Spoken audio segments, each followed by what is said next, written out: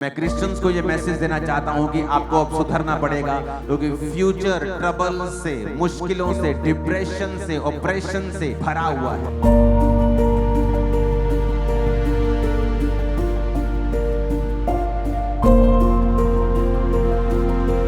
और अगर आप नहीं इस मैसेज को समझेंगे और फ्यूचर में जब डिस्ट्रक्शन शुरू होंगी, जब फ्यूचर में प्रॉब्लम शुरू होंगी, तब आप उसको अवॉइड नहीं कर पाएंगे, क्योंकि फ्यूचर में शैतान बड़े बड़े हथियार लेके बैठा है। अन्य जातियों के लिए तो लेके बैठा ही है, वो आपके लिए ज्यादा लेके बैठा।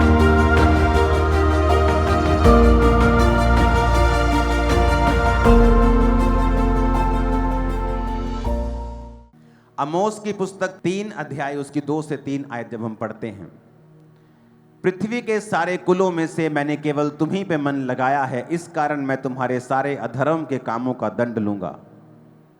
यदि 2 मनुष्य परस्पर सहमत ना हो, क्या वो एक संग चल सकेंगे? आमोस भविष्यद्वक्ता जो है, ये उस समय का भविष्यद्वक्ता है जिस समय योना नबी, मीका और होशे अपना अपना काम कर रहे थे। यीशु मसीह के जन्म से 760 साल के करीब यह भविष्यद्वक्ता आमोस जो था, ये भविष्यवाणी करता है। इस भविष्यद्वक्ता की एक बात जो मैं आपसे कहना चाहता हूं, जब हम योएल नबी की पुस्तक पढ़ते हैं, तो जब हम आमोस की पुस्तक पढ़ते हैं, ये दोनों भविष्यद्वक्ताओं ने इजराइल के दंड की घोषणा की है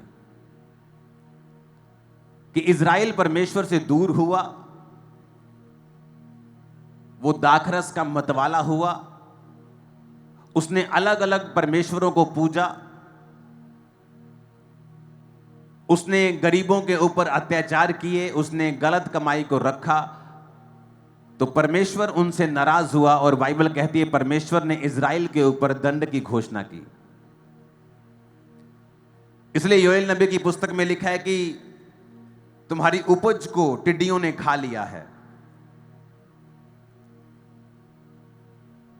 तुम्हारी दाख की बारियां सूख गई हैं, और वो भी इजराइल के दंड की घोषणा करता है। आमोस भी इजराइल और इजराइल के साथ वो जातियां जो परमेश्वर को पसंद नहीं करती थी, उन पर भी वो दंड की घोषणा करता है। और उसी समय एक सेम भविष्यद्वक्ता योना जो नीनवे नगर में जाता है, और वो नगर जो पाप से भरा हुआ था, जिस समय आमोस इजराइल के ऊपर घोषणाएं कर रहा था, उस समय इजराइल तरक्की कर रहा था फाइनेंशियली बहुत,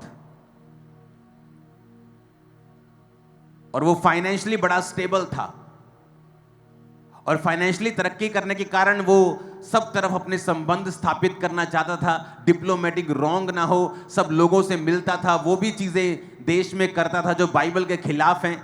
उसे परमेश्वर की कोई परवाह नहीं थी कि परमेश्वर का वचन बाइबल में क्या कहता है। उसे ये था कि अच्छा, लोगों को ये पसंद है कर दो, लोगों को ये पसंद है कर दो, लोग नाराज नहीं होने चाहिए। हाँ, परमेश्वर की कोई बात नहीं, अगर राज्य चलाना है तो इतना परमेश्वर की बाइबल को फॉलो नहीं कर सकते। तो यहां पर इस समय 2 सीन चल रहे थे, एक वो नीनवे नगर जहां पाप था, और एक वो इजराइल जो इस समय तरक्की कर रहा था, फाइनेंशियली स्टेबल था और बहुत ब्लेसिंग हासिल कर रहा था, लेकिन परमेश्वर के वचन से दूर था।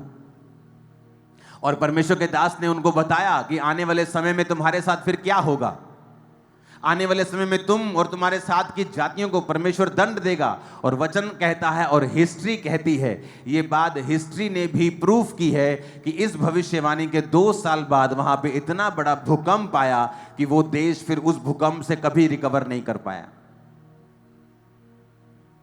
और दूसरी तरफ योना नबी को जब परमेश्वर ने मैसेज दिया, पहले वो भाग गया और मैसेज देने के बजाय वो किसी दूसरे देश में भागना उसने उचित समझा कि वो लोग तो बड़े पापी हैं, अगर मैं वहां पे जाके परमेश्वर के बारे में बताऊंगा तो मेरा मजाक उड़ाएंगे, फॉलो नहीं करेंगे।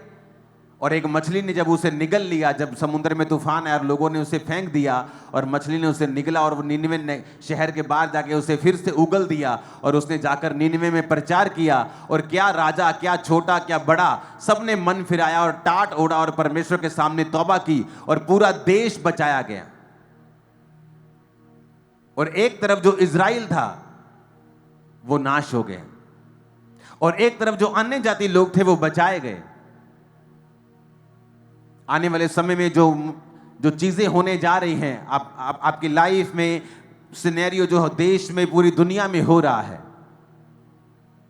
मैं क्रिश्चियंस को यह मैसेज देना चाहता हूं कि आपको अब सुधरना पड़ेगा, क्योंकि फ्यूचर ट्रबल से, मुश्किलों से, डिप्रेशन से, ऑपरेशन से, वो फाइनेंशियली है, वो मेंटली है, भरा हुआ है।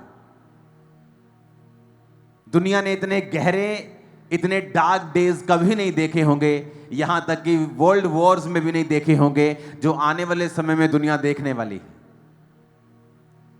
और परमेश्वर ने इसीलिए आप पर जाहिर किया है। वो इसलिए आपको नहीं बता रहा कि वो आपको दुखी देखना चाहता है, वो या आपको वो मारना चाहता है, या वो आपको डराना चाहता है। नहीं, जब परमेश्वर ने मुझे दर्शन दिया प्लेन के बारे में मेरी वाइफ को, तो इसका मतलब ये नहीं था कि वो हमें डराना चाहता है या हमें नुकसान देना चाहता है। इसका मतलब ये था कि परमेश्वर हमें अलर्ट कर रहा था कि फ्यूचर में ये चीजें शैतान करना चाहता है, तुम्हें उसके लिए तैयार रहना है। तो मैं प्रेयर में था, प्लेयर में हम प्रेयर में थे, टीम प्रेयर में थे, सब लोग हमने प्रेयर की, और परमेश्वर ने उस चीज को रिवर्स किया।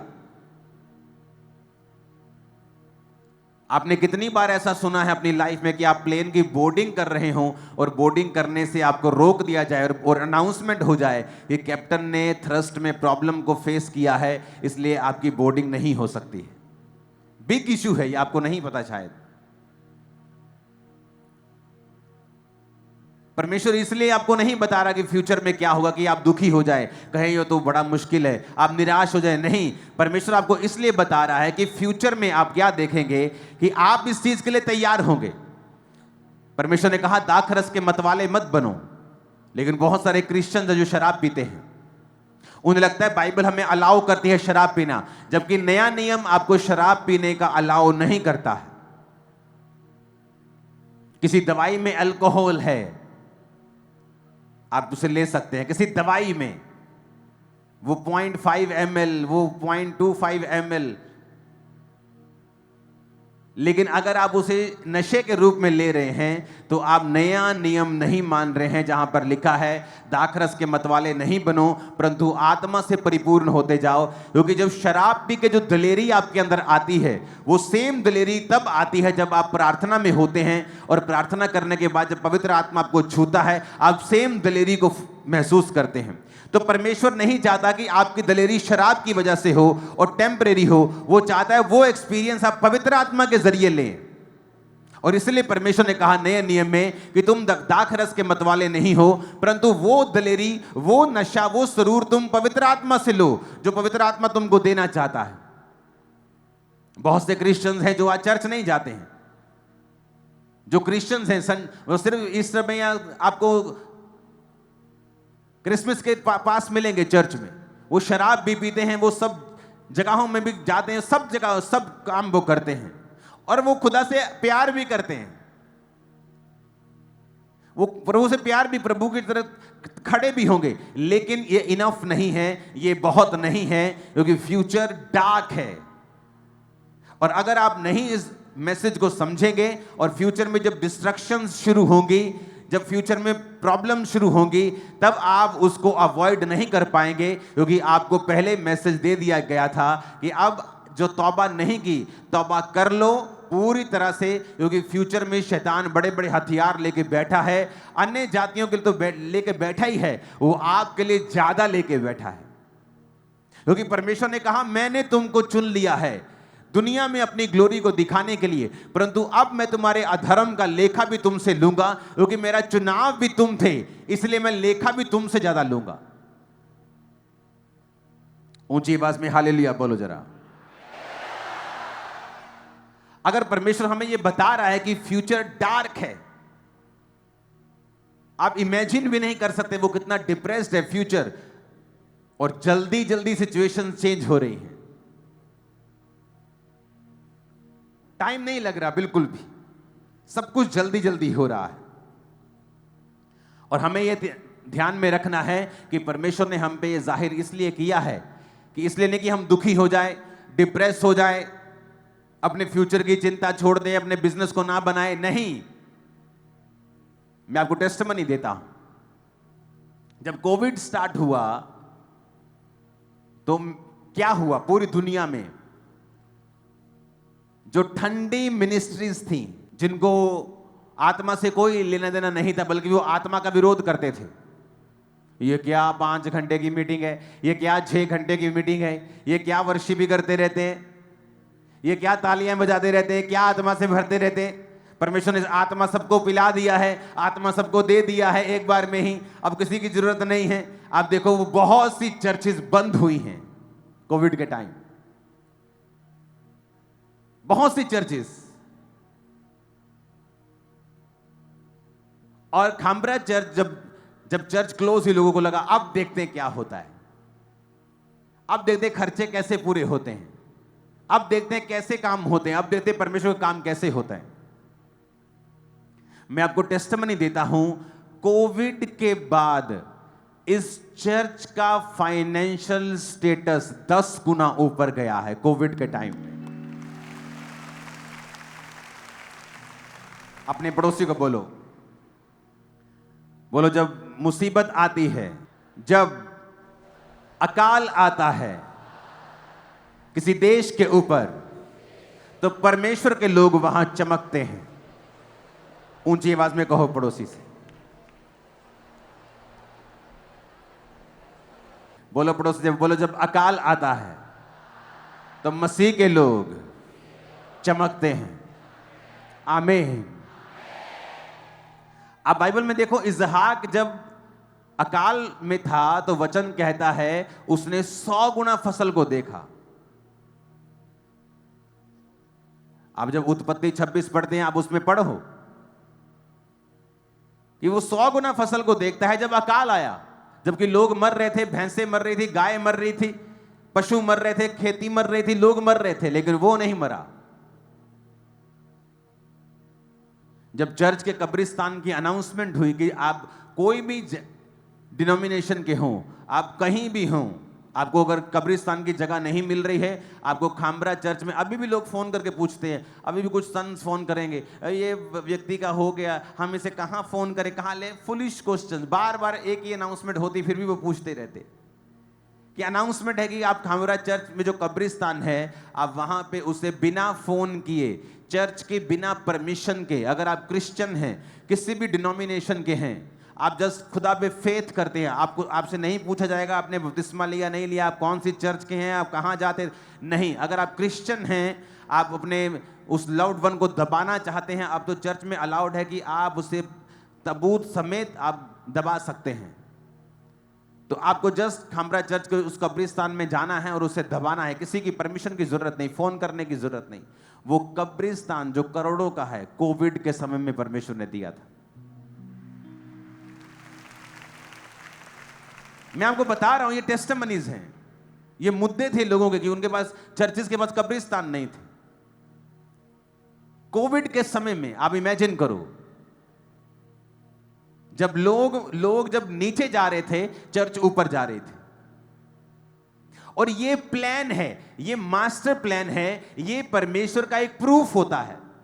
आप मेरी बात समझो, जब तक अकाल, जब तक मरियां, जब तक फाइनेंशियल ऑपरेशन, डिप्रेशन, जब तक युद्ध, ये चीजें जब समय समय पे नहीं होती हैं, क्रिश्चियन लोगों को कभी मालूम नहीं होता कि हम दूसरों से अलग हैं।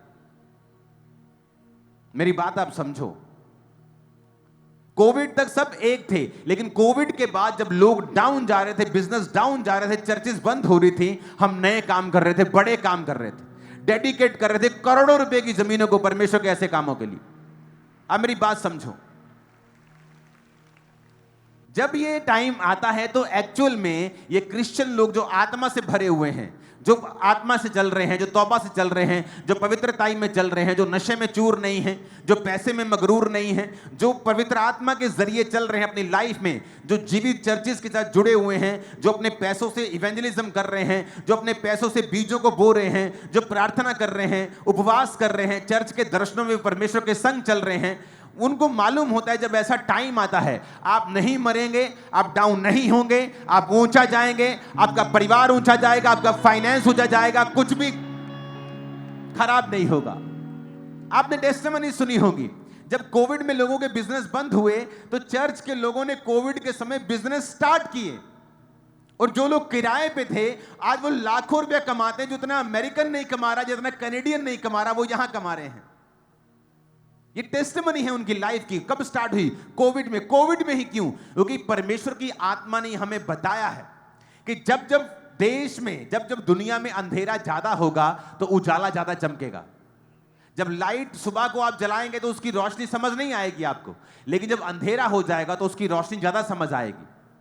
जब आज दुनिया में सब तरफ उजाला था तो रोशनी समझ नहीं आई, लेकिन कोविड में जब अंधेरा हुआ तो मसीह लोगों की रोशनी समझ आई। उनको मालूम हुआ कि नहीं, वाकई में ये चमकदार हैं, वाकई में अलग हैं, परमेश्वर का ग्रेस इनके ऊपर है, ये दुनिया के जैसे नहीं है। और वैसे ही फ्यूचर में होगा। जब दुनिया डिप्रेशन में होगी और ना चाहते हुए भी वो होगी, कितना भी कोशिश कर ले वो होगी। आज एक युद्ध ने पूरी दुनिया के सिनेरियो को चेंज कर दिया है। आज ऑस्ट्रेलिया महंगाई की मार के नीचे है। क्यों? क्योंकि युद्ध की वजह से तेल महंगा तो सब महंगा। अब उसका क्या कसूर जो हजारों किलोमीटर दूर है, कि ईरान से अगर जहाज चले तो तेल खत्म हो जाए, रास्ते में 2 बार तेल भरना पड़े वहां जाने के लिए।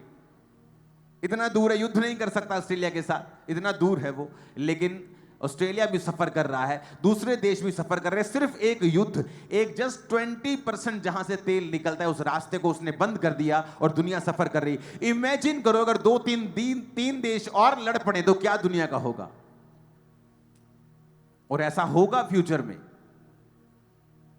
कुछ बंद हो जाएंगे, कुछ नए चलेंगे, लेकिन परमेश्वर का आत्मा आपको तैयार कर रहा है कि अगर आप तौबा में रहें। आज देखो अन्य जाति लोग तौबा करे जा रहे हैं, वो योना के प्रचार को सुनते हैं और परमेश्वर पे यकीन करते हैं और वो तौबा कर रहे, बच ही जा रहे हैं, परमेश्वर उनको ब्लेस कर रहे हैं। लेकिन जो क्रिश्चियन लोग हैं, मुझे लगता है परमेश्वर साडा है, पादरी भी साडा है, रब भी साडा है, बिशप भी साडा है, सानू रब ने की कह लेना, यही तो क्रिश्चियन है। और वो ज्यादा कर्ज के नीचे, श्रापों के नीचे हैं, क्योंकि वो समझ नहीं रहे कि परमेश्वर ने कहा मैंने तुमको अगर चुना है, पहले चुना है, मैं अधर्म का दंड भी तुम्हें पहले दूंगा, मैं दुख भी तुम्हें पहले दूंगा, क्योंकि मैंने तुम्हें चुना था दूसरों पर अपने आप को प्रकट करने के लिए। मैंने तुम्हें चुना था कि तुम मेरी काम कर सको, मेरी ग्लोरी को दूसरे लोगों पर जाहिर कर सको, उनको बचा सको। पर तुम शराब में, व्यभिचार में, तुम अलग अलग तरह की जगहों में गए, तुमने वो सब किया जो इजरायली करते थे, इसलिए मैं तुमको दंड दूंगा और तुमको नीचा करूंगा। हालेलुया। परमेश्वर ने अपने लोगों को बोला मैं तुम्हें सिर बनाऊंगा। मोस्टली आप देखो दुनिया की बड़ी बड़ी कंपनीज के मालिक यहूदी हैं, क्रिश्चियंस हैं, क्योंकि वो सिर ठहराए गए। दूसरे देशों के लोग बोस्ट करते हैं मेरा बंदा वहां सीईओ है, मेरा बंदा वहां का, लेकिन वो सब काम करते हैं, लेकिन उसका हेड जो है, उसका जो मालिक है वो क्रिश्चियन है, वो यहूदी है। उसका वचन अगर आप समझ जाएंगे तो परमेश्वर अपने वचन को पूरा करेगा आपकी लाइफ में। और परमेश्वर आपको यह बता रहा है कि अगर अब हम तौबा के जीवन में नहीं चलेंगे, अगर अब हमने अपनी जिंदगी को नहीं बदला, अगर अब हमने अपने रास्तों को नहीं बदला, अगर अब हम वही ब्लू फिल्में देख रहे हैं, अगर हम वही लड़कियों के चक्कर में, वही शराब के चक्कर में, वही व्यभिचार, वही चोरियां, वही चकारियां, वही गालियां, वही क्रिश्चियन लोगों को मैंने गालियां निकालते देखा है, खासकर जो बड़ी बड़ी पदवियों के ऊपर थे उनको भी गालियां निकालते देखा है। इमेजिन करो वो कह रहे हैं हम क्रिश्चियन हैं और मुंह से गालियां निकल रही हैं, एक दूसरे को मां बहन की गालियां दे रहे हैं। इसका मतलब आप नहीं समझ रहे हैं कि परमेश्वर का प्लान क्या है आपकी लाइफ में। और वो हमें पहले से बताता है, पहले से हमें चिताता है कि हमें क्या करना है और परमेश्वर का आत्मा हमसे क्या चाहता है। सबोपदेशक 9 उसकी 8 आयत में लिखा है, तेरे वस्त्र सदा उजले रहें, तेरे सिर पर तेल की घटी ना हो। उजले का मतलब तेरे वस्त्र वाइट रहें, उजले रहें। जब प्रभु यीशु मसीह पहाड़ पे थे और परमेश्वर के 3 चेलों के सामने परमेश्वर का जो वस्त्र था वो उजला हो गया, वाइट हो गया। क्यों वाइट? क्योंकि वाइट जो है, वाइट वस्त्र जो आपने डाला है, आपको मैंने वाइट वस्त्रों में इसलिए बुलाया है कि आप ये समझ सकें कि वाइट वस्त्रों का मतलब है धार्मिकता में जीवन को जीना। वचन कहता है कि जब यीशु मसीह ने एक एग्जाम्पल दी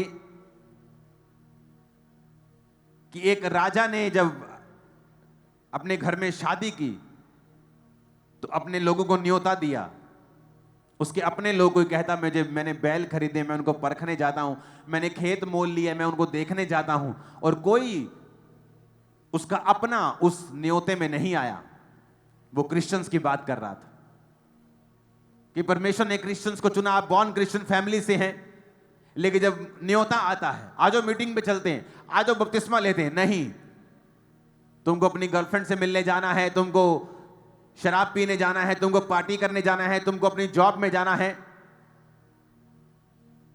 तो परमेश्वर ने कहा, उसने कहा अपने लोगों को जाओ, जबकि मेरे निमंत्रित लोग योग्य नहीं ठहरे, तो जाओ, चौकों में जाओ, बाजारों में जाओ, गलियों में जाओ और सबको उठा लाओ।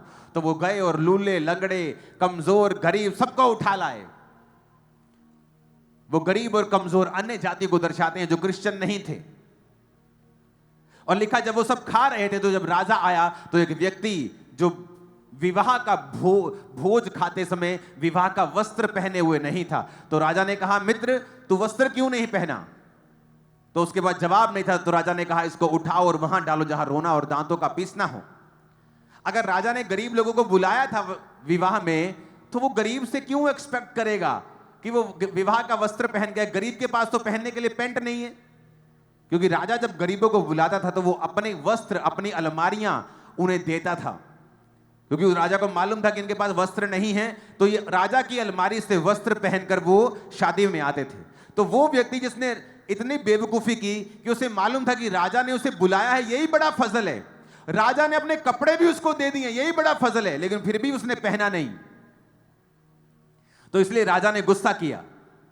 तो इसमें दो मैसेज हैं, एक वो कि अन्य जातियों को परमेश्वर ने बुलाया, तो आपको बुलाया, इसका मतलब ये नहीं कि आप उस पर घमंड करें और आप कहें कि नहीं नहीं, हमें तो परमेश्वर ने जी, देखो जी, सानू तो अन्य जातियां तो चुन लिया, लेकिन बाइबल च ਇਹ ਵੀ ਲਿਖਿਆ कि हुण तू भी अलर्ट रहे, ते वस्त्र ਨੂੰ पहन के रख, कपड़ियां ਨੂੰ पा के रख, अपने वस्त्रों को डाल के रखो, क्योंकि राजा तुम्हें चेक करेगा कि तुम योग्य नहीं थे मेरी विवाह के भोज में, तुम आओ, मैंने अपने अनुग्रह से तुम्हें अन्य जातियों को बुला लिया है, लेकिन क्या तुम विवाह के वस्त्र को पहने हुए हो या नहीं? और वस्त्र जो है वो पवित्रताई को दर्शाता है।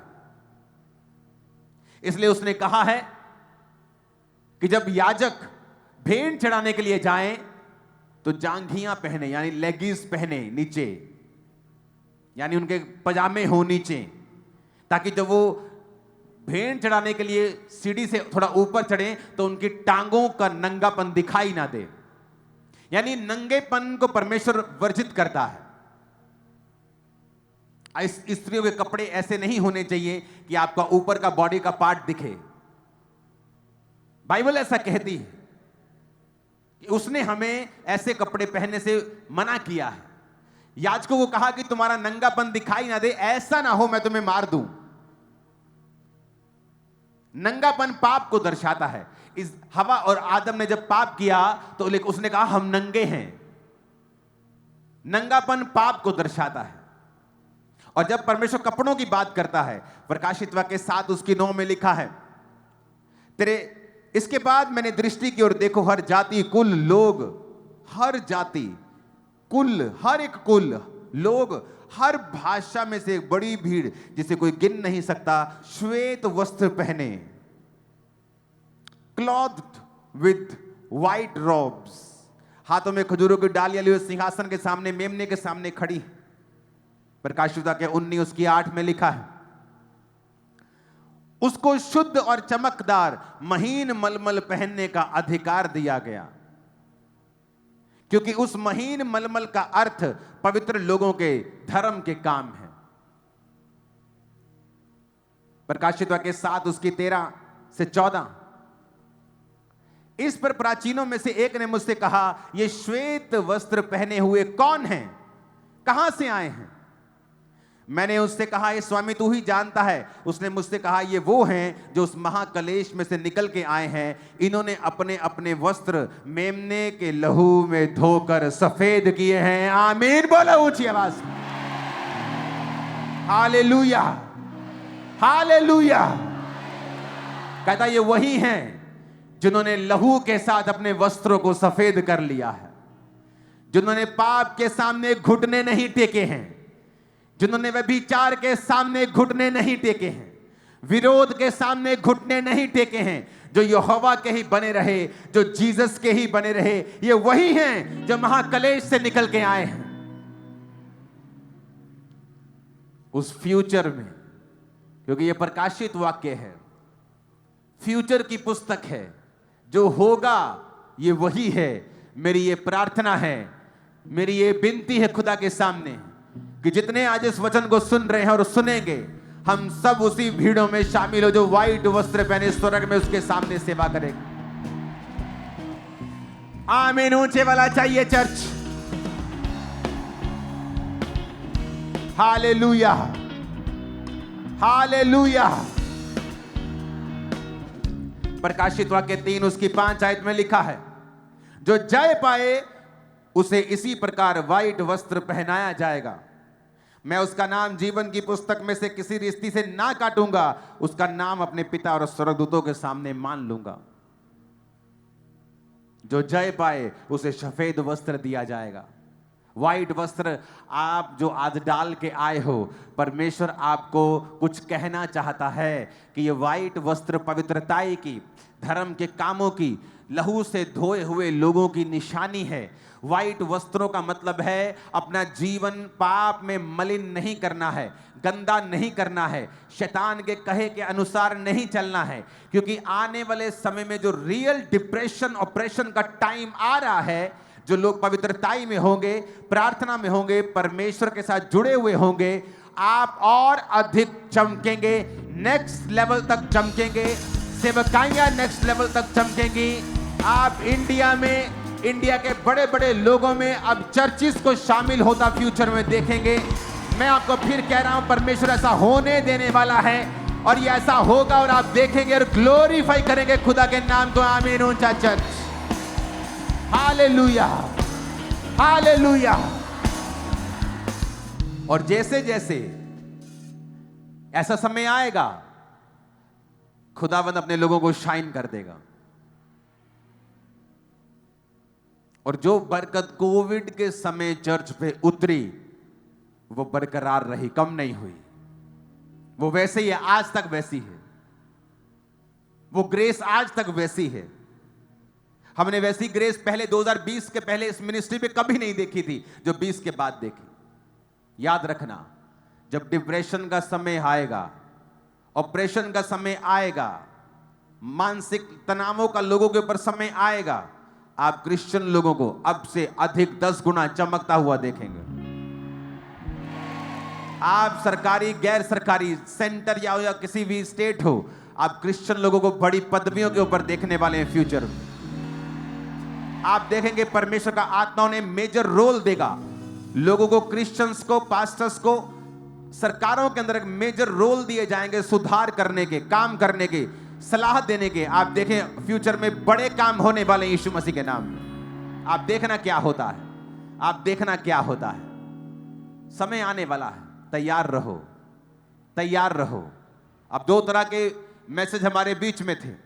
एक योना ने दिया निनवे में और एक आमोस ने दिया, एक योएल ने दिया, लेकिन क्रिश्चियन लोगों ने उनकी बात नहीं सुनी और थोड़े ही सालों में इतना बड़ा भूकंप आया और फाइनेंशियल कंडीशन जो टॉप पे थी वो जमीन में गई, पूरा देश का नाश हुआ, महंगी आई, महंगाई आई, बहुत सी चीजें उनके साथ हुई जो होनी नहीं चाहिए थी। बाइबल कहती जो स्थिर है वो ध्यान रखे गिर ना जाए। दाऊद तब गिरा जब वो अपनी लाइफ की टॉप पोजीशन पे था। युद्ध करने के लिए जाना चाहिए था, रिलैक्स हो गया, महल में टहल रहा था। युद्ध के समय में राजा महल में टहल रहा था, युद्ध करने के लिए लोगों को भेजा। हमें लगता है कि सब कुछ ठीक है, मेरा फाइनेंस सेट है, मेरी बॉडी सेट है, मेरे बच्चे सेट हैं। तो लिखा अगर तू स्थिर है तो उसमें डर, परमेश्वर का डर मान, फियर मान, उसके भय में चल, घमंड ना कर, पाप ना कर, शैतान को खुश ना कर, क्योंकि चीजें बदलते समय नहीं लगती हैं। अगर तू परमेश्वर में है, पवित्रताई में है, प्रार्थना में है और दुखी है तो चिंता ना कर, क्योंकि समय बदलते तेरा भी समय नहीं लगेगा, तेरा भी समय आएगा। आमीन। तो हमें यह देखना है कि हम किन लोगों में आना चाहते हैं। वो लोग जिन्होंने तौबा कर ली, राजा से लेके नीचे तक टाट ओढ़ लिया, राज के वस्त्र उठाकर पूरे मन से तौबा की, पाप को माना, पश्चाताप किया, अपने आप को हम्बल किया, अपने बच्चों तक को फास्टिंग में रखा, रियल तौबा की और परमेश्वर ने उन्हें बचाया। और बाइबल कहती है परमेश्वर जो दुख उन पर देना चाहता था, परमेश्वर ने अपने मन को बदल लिया, परमेश्वर ने इस प्रोफेसी को चेंज कर दिया। और योना इस नबी इस बात से नाराज हुआ कि प्रभु तूने उनका नाश नहीं करना था, मुझे भेजा ही क्यों? तो परमेश्वर ने उसे भी सिखाया अलग अलग तरीकों से, बाइबल में पढ़ लेना। उसमें पेड़ उगा रातों रात, ठंडी हवा उसे लगी, परमेश्वर ने कीड़े को भेजा, पेड़ सूख गया, फिर उसको घाम लगा, लू लगी, तो वो प्रभु से शिकायत करने लगा। और प्रभु ने कहा जिस पेड़ के लिए तूने परिश्रम नहीं किया उसके लिए तू दुखी हो रहा है, और वहां पे 1.25 लाख लोग, उनके पालतू जानवर, अगर वो मेरे सामने मन फिरा रहे हैं और दीन हो रहे हैं, मैं उनको नाश होने से क्यों ना बचाऊं? परमेश्वर आज भी आपको यह मैसेज दे रहा है। व्हाइट वस्त्रों का मतलब अपने जीवन को शुद्ध रखना, संसार की चीजों से शुद्ध रखना, लोगों की मलिनताओं से शुद्ध रखना। हालेलुया, ऊंची आवाज में कहो हालेलुया। हमें एक शुद्ध और अलग जीवन जीने के लिए बुलाया गया है, और इसका कारण यह है कि जब धरती पे अकाल के समय आए, डिप्रेशन के समय आए, युद्ध के समय आए, महामारियों के समय आए, तब परमेश्वर अपने लोगों के बीच में से यह साबित कर सके कि मैं जीवित परमेश्वर। उनका रिजल्ट वो नहीं होगा जो लोगों का रिजल्ट था, परमेश्वर ये प्रूफ कर सके कि मैं जीवित परमेश्वर। अपने वस्त्रों को शुद्ध रखना, अपने जीवन को कलंकित होने से बचा के रखना, अपने जीवन को बचाना, पाप से भागना, व्यभिचार से भागना, सलाह नहीं देनी, काउंसलिंग नहीं करनी व्यभिचार जो आपके पीछे है। अगर भेड़ें पास्टर के पीछे आएंगी, चरवाहे के पीछे चलेंगी, तो हरी हरी चरगाहों के ऊपर होंगी, लेकिन जब पास्टर भेड़ों के पीछे चलेगा तो उसके पैर गंदे हो जाएंगे, और भेड़ें भी नाश हो जाएंगी और पास्टर भी नाश हो जाएगा। पास्टर का काम नहीं है विश्वासियों के अंदर घुसकर कमेटियां डालना, उनके साथ फाइनेंशियल संबंध रखना, फाइनेंशियली उनको यूज करना, पास्टर्स का काम नहीं है। बच के रहना चाहिए पास्टर्स को। उनका काम है उनको ब्लेस करना, भेड़ों को गाइड करना, उनकी अगुवाई करना, उनको पाप के रास्ते से चिता के रखना कि फ्यूचर में ऐसा होने वाला है। फ्यूचर आसान नहीं है, ये टफर हुई होता जा रहा है, ये हाई लेवल का टफ होता जा रहा है। तुम्हें आज से तैयारी करनी होगी। ऊंची आवाज में कहो हालेलुया। दानियल 7 उसकी 9 आयत में लिखा है, मैंने देखते देखते अंत में क्या देखा कि सिंहासन रखे गए और कोई अति प्राचीन विराजमान हुआ, उसका वस्त्र हिम सा उजला, whose garment was white as snow, उसके सिर के बाल निर्मल ऊन सरीखे, उसका सिंहासन अग्नि में, उसके पहिए धधकती हुई आग कैसे दिखाई पड़ते थे। जब भी परमेश्वर को दिखाया गया है स्वर्ग के दर्शन में, तो उसे व्हाइट कपड़ों में दिखाया गया है, जो पवित्रताई का प्रतीक है। प्रेम शैतान भी करता है अपने शैतानी आत्माओं के साथ। जब एक दुष्ट आत्मा निकल जाती है और वो जाके बताती है कि वो बंदा फिर से मसीह से दूर हो गया है, तो 7 दुष्ट आत्माएं वो साथ लेके आती, बनी बनाई है शैतान में। शैतान शैतान से प्यार करता है, लेकिन शैतान के अंदर पवित्रताई नहीं है। इसीलिए जब दूत परमेश्वर को देखते हैं तो प्रेमी प्रेमी प्रेमी नहीं, पवित्र पवित्र पवित्र सेनाओं का यहोवा बोलते हैं। इसलिए सब प्रेम परमेश्वर की ओर से नहीं है। लोगों को लगता है जब वो किसी लव में है, उन्हें लगता है लव इज गॉड। वो लव गॉड नहीं है, वो फिलियो वाला लव है, वो ब्रदरली लव है, वो संसारिक लव है। लेकिन वो लव अगापे है, वो लव अनकंडीशनल है जो परमेश्वर का है, वो पवित्र है जो परमेश्वर का है। और इसलिए दूत कहते हैं पवित्र पवित्र पवित्र सेनाओं का यहोवा। और जब भी प्रभु को आप देखते हैं तो उसका लिखा, उसका वस्त्र जो था वो हिम सा उजला, snow as white, white as snow, और सिर के बाल व्हाइट, जो पवित्रताई का और सियानेपन का, बुद्धि का, एक्सपीरियंस का प्रतीक है व्हाइट बाल। और उसका सिंहासन अग्नि में, और पहिए धधकती हुई आग, यानी वो जजमेंट को दिखाता है। आग में जब आप सोना डालेंगे तो वो चमकता है, और कुछ डालेंगे तो वो पिघल जाता है और वो एक्सपोज हो जाता है। भूसी डालेंगे वो जल जाएगी। सोना डालेंगे वो चमकेगा। आग के अंदर झूठ नहीं बोला जा सकता। आग सब दिखा देती है, ये सोना है, ये लोहा है, ये घास है, ये दिखने में सोना लगता है, ये है नहीं। आग के सामने झूठ नहीं बोला जा सकता। तो अग्नि में सिंहासन, आंखें, जब परमेश्वर के बारे में प्रकाशित वाक्य में जिक्र हुआ तो उसकी आंखें भी ज्वाला के समान है, यानी उसकी आंखों से कुछ भी छुपा हुआ नहीं, जिस तरह आग से कुछ छुपा हुआ नहीं है। वो जानता है आपने बंद कमरे में क्या सोचा है, वो जानता है आपने बंद कमरे में क्या किया है, वो जानता है किसके घर के ऊपर आपने कब्जा किया है, किसकी प्रॉपर्टी का आपने लालच किया है। वो कहता है सुधर जाओ, और वो हमें सुधरने के लिए कहता है ताकि वो फ्यूचर में आपको ब्लेस कर सके, सुरक्षित रख सके, आपको प्रोटेक्ट कर सके, आपके जनरेशन तक को ब्लेस कर सके, आप डिस्ट्रक्शन से बच सके। जो लोग जिससे गुजरेंगे आप उससे नहीं गुजरेंगे, ये पक्की बात है। वो समय नहीं है कि अब हम अपनी आंखों के हिसाब से और अपनी मर्जियों के हिसाब से चलें। अब वो समय आ गया है जब हमें फैसला करना है, नहीं, परमेश्वर की आत्मा के हिसाब से मुझे चलना है। सब बोलो आमीन। आपके वाइट कपड़े धार्मिकता को दर्शाते हैं। आज आप वाइट कपड़े इसलिए डाल के आए हो कि आप दर्शन ले सको कि अगर वाइट कपड़े होंगे तो ही मैं स्वर्ग में हूंगा। धर्म के काम होंगे, लहू के साथ धोकर, यीशु के मेमने के लहू के साथ कपड़े वाइट किए होंगे तो ही मैं वहां पे हूंगा, और इस दुनिया में भी तभी सरवाइव कर पाऊंगा। नहीं तो बहुत से फेलियर्स की कहानियां हमने सुनी हैं कि फलाने टाइम पे हम बड़े अमीर होते थे, फलाने टाइम पे हम बड़े ठीक होते थे, लेकिन कुछ ऐसा हुआ हमारे लाइफ में, सब कुछ बिगड़ गया। एक क्रिश्चियन, रियल क्रिश्चियन घर में ये स्टोरी जनरेशन तक कभी ना सुनी जाएगी। यीशु के नाम में आपकी लाइफ में कभी ना सुनी जाएगी। आपने सुना मैंने क्या कहा, आपके बच्चे ये स्टोरी कभी ना सुनेंगे। लोग आपकी पास्ट की विक्ट्रीज कभी ना सुनेंगे, आपकी प्रेजेंट की साथ सुनेंगे इन जीसस ने। आमीन। ऊंचे वाला चाहिए चर्च। अपने पड़ोसी को बोलो, तेरे वाइट कपड़े धार्मिकता का प्रतीक हैं, इनको खत्म नहीं होने देना।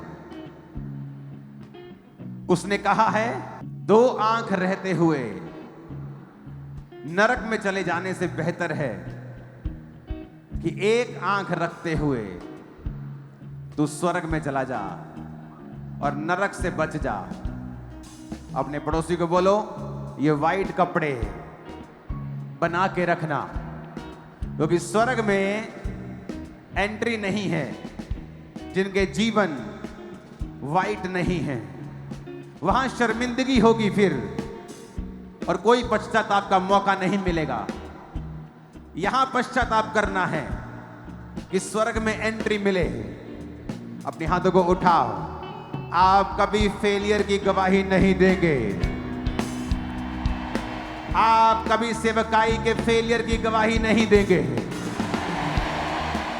अगर आप अपने कपड़ों को सफेद बनाए रखेंगे, पाप से बचे रहेंगे, आप अपने बिजनेस के फेलियर, अपनी लाइफ के फेलियर की गवाही कभी नहीं दे पाएंगे। अगर आप इस वाइट कपड़ों को बना के रखेंगे, आप शैतान के डिस्ट्रक्शन की गवाही कभी नहीं दे पाएंगे अपनी लाइफ में। आमीन। ऊंचा आशीष हमारी है चर्च।